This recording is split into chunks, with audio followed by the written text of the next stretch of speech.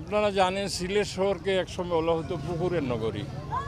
আজকে পুকুর শূন্য বলা চলে। তার কারণ হচ্ছে কিছু পুকুর ব্যক্তি স্বার্থে অনেকেই ভরাট করেছে, কিছু পুকুর সরকারি অফিস আদালত করতে ভরাট হয়েছে, যার জন্য এখন পুকুর নাই, পুকুর শূন্য। পুকুর শূন্য হওয়াতে যে সমস্যাটুকু হয়েছে, আমরা পুরো সিলেটের যে মাস্টার প্ল্যান প্রণয়ন করছি সেখানে আমাদের কনসালটেন্টরা দেখিয়েছে সিলেট শহরে কোথায় কোথায় অতীতে পুকুর ছিল এবং এই পুকুর থাকার কারণে ওইটা রিজার্ভার হিসেবে কাজ করেছে। যখনই বৃষ্টি হতো তখন ওই পুকুরে পানি জমাট বাঁধত।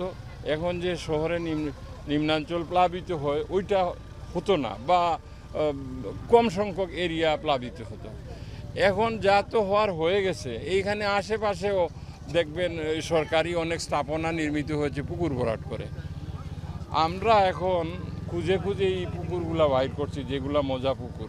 আপনারা দেখছেন অন্তত 2 সপ্তাহ আগে আমরা কুজারখলায় একটা পুকুর বাইর করেছি। ওইটাকে আমরা পরিষ্কার পরিচ্ছন্ন করে এইটার উপরে একটি পরিকল্পনা নিয়েছি 4 তীর পুকুরের সংরক্ষণ করা।